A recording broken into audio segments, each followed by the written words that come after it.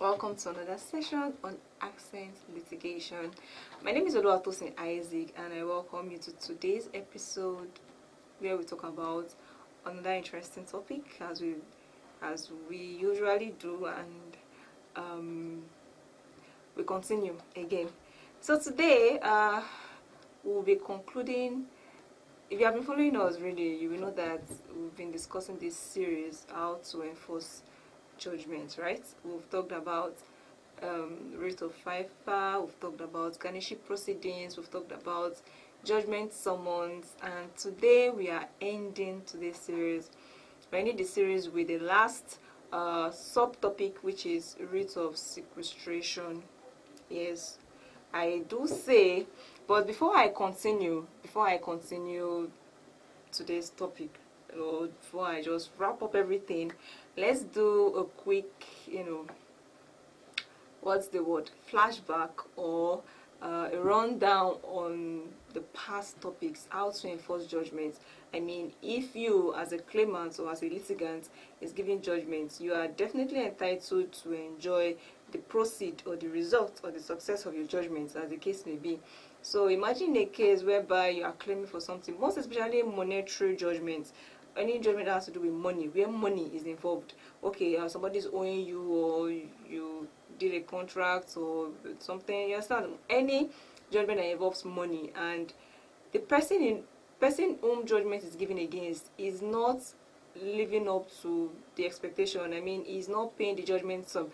The court has declared that okay, so person is supposed to pay 500,000 to you, right? As the claimant, you won the case, but yes, the person is not forthcoming. I mean, judgment is meant to take effect immediately, and the person is not forthcoming. What are you going to do in that case? It's to go to the court to ensure that the court enforces the judgment. Enforcing of judgment means what? The judgment is taking effect as it should be.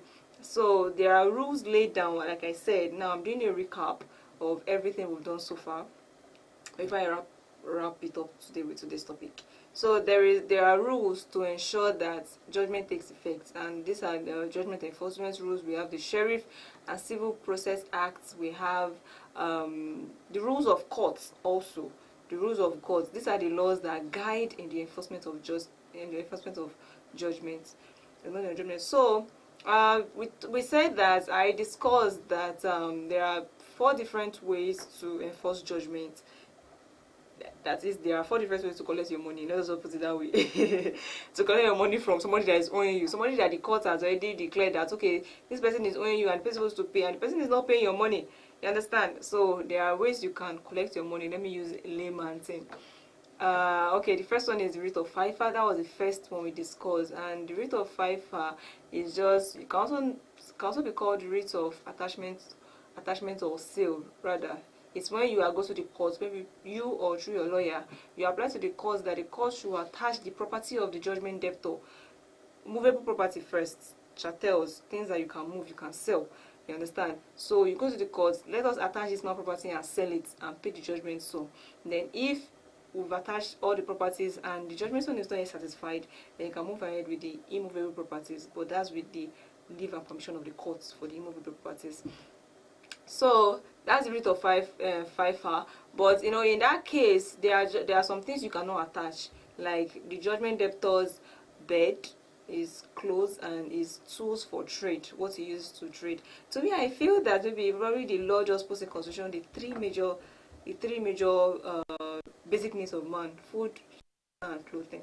You see, it's like you can't sell his beddings, you can't sell his clothing, and you can't actually sell his trade, his work of trade. I'll believe that probably the person that was drafting the law, or the lawmaker, okay, his work of trade will want to provide him food to eat. Definitely he has to survive. Then we have food, shelter. That's what kind of shelter? Maybe it is beddings. Understand? After the day's work, you need somewhere to rest and put your head, right? So I'll take that beddings to signify or to stand for a shelter. Then clothing, of course, the 3 basic needs of man, basically. So, but other things you can sell other things. You can sell other things to recover your money. However, with the leave of the court, obviously.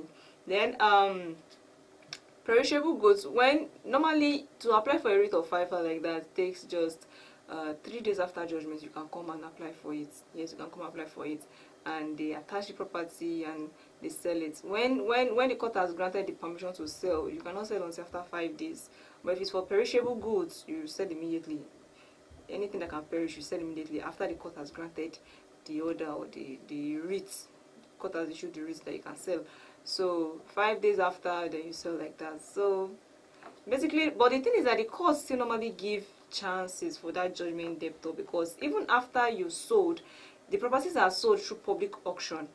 Public auction, you auction it, you sell it. But even after the person, a new owner, has gotten those property, that new owner still has a voidable title for 21 days. It means that he is not yet the complete owner, or yes, he has paid for it, they've recovered money, but this is just giving the judgment debtor chance. If he can actually raise the money to pay his debts, he can still recover his properties back. So within that period, that window of 21 days, he can still recover his property back if he can pay the money. Because even after the sale, after the auction, when the new owner has gotten the properties, he still has this 21 voidable title. Voidable means that what it can be, we can nullify the title, that it's not your own again. You understand? So 21 days until when the new owner has absolute rights. So within that 21 days, the law is still saying, hey, judgment debtor, you can still recover your properties. You can pay your debt and recover your properties. You understand? So that's just a summary of writ of FIFA, how you can enforce judgment using that procedure. Another procedure we talked about was Ganesha proceedings. Ganesha proceedings is also another way you recover your money judgments, or you enjoy your money judgments rather. Ganesha proceeding. Ganesha proceeding is when there is the judgment creditor, which is the claimant, the person in whom judgment is given in favor of. There is a judgment debtor in whom the person in whom judgment is given against, and we also have a third party, an independent, innocent third party, which is the Ganesha. The Ganesha can be anybody. It can be a bank, it can be an employer, it can be a human being, an individual, anybody. But most of the cases we see actually are usually banks, because people that use Ganesha proceedings, it involves a large sum. I mean, based on what I've seen so far, it's usually involve a large sum of money, running into millions of naira.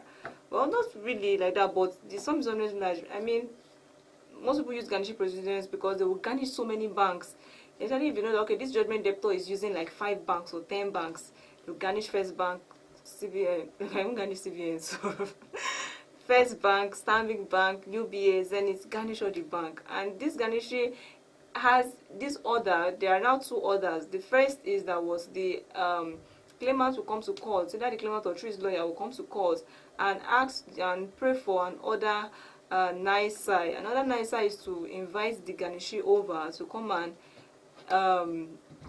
tell the courts whether he can actually pay the money or he has the money in his possession to pay.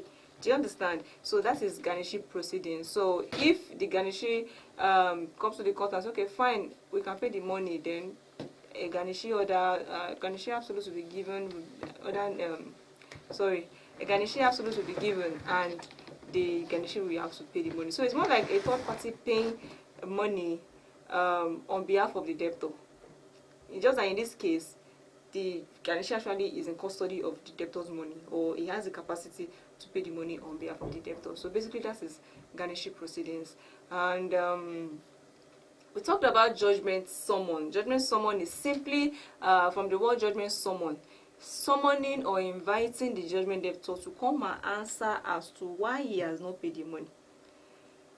Judgment is supposed to take effect immediately, and this person has not paid. So judgment summon is, we are applying to the court to summon the judgment debtor to come to court and ask him, why have you not paid your money? Ask him as to his means. Okay, fine. And there are so many things that can happen in such summon. Probably if the court find out that he has the means and he just refused to pay, bluntly refused to pay, they can actually commit him to prison, or the court can ask that he pay by installments. If there's, okay, fine, this is what you do, right?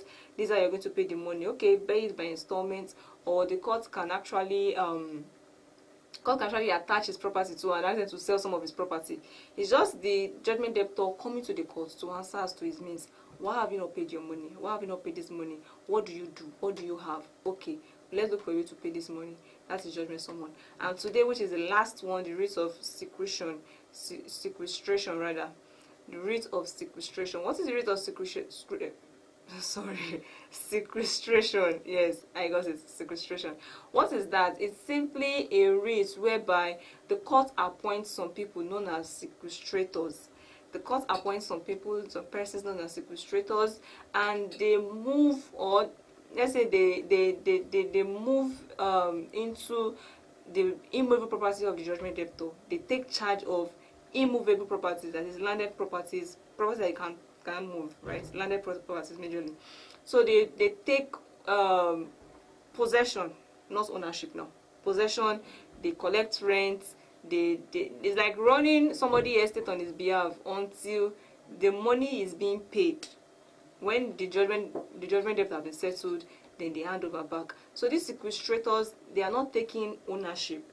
It's just possession, pending the time the judgment debt is cleared. So writ of sequestration has to do with more of immovable properties. So when you know that, okay, fine, the judgment debtor has some properties and he's still refusing to pay the money, like he's not selling, he's not doing anything, and he just refuses to pay money, you can go through that means and ask the court to issue a writ. So those that carry out the writ are called sequestrators, and they move in, they take possession, they collect rents, charges, they just like dominate the place temporarily as if they are the landlord, pending the time they collect the money and they settle the judgment debts. And once the judgment debt is settled, they go to the court, inform the court, okay, we've done this, and the property will be handed over to the judgment debtor. So basically that is just the four ways that you can enforce judgments, monetary judgments right now. You can enforce monetary judgments, and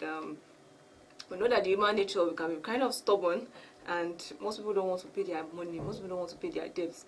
But all the same, that is why we have the court. The court is like, we say the court is the last hope of the common man. You can get justice in courts. The court will hear you, the court will hear your case. Just present your case before the court. If you want to represent yourself, if you need a lawyer to represent you, go to the court and seek legal ways. Don't go through illegal ways like threats or being diabolical or causing harm. No, there are legal ways you can actually collect your money and be satisfied, and everybody is happy. So maybe the judgment debtor is not usually happy, but he's owing, so he has to pay his money. So basically those are the four ways, and I hope to see you on our next session. Or yes, our next session, that's next week Thursday, same time, where we talk about another interesting topic. Trust me, this is very, very interesting. You will love next week's topic. Should I say it? No, just wait and watch out for next week. So until we come your way next week, don't forget to leave a comment, don't forget to like, don't forget to share, don't forget to drop your questions if you have it, and don't forget to follow us. Don't forget to follow us on all our social media platforms. Ignorance of the law is not an excuse, so you do well to know the law and learn the law well. Thank you for coming, thank you for staying with us, thank you for watching, thank you for listening. My name is still remain Oluwatosin Isaac, and I will see you next week. Bye.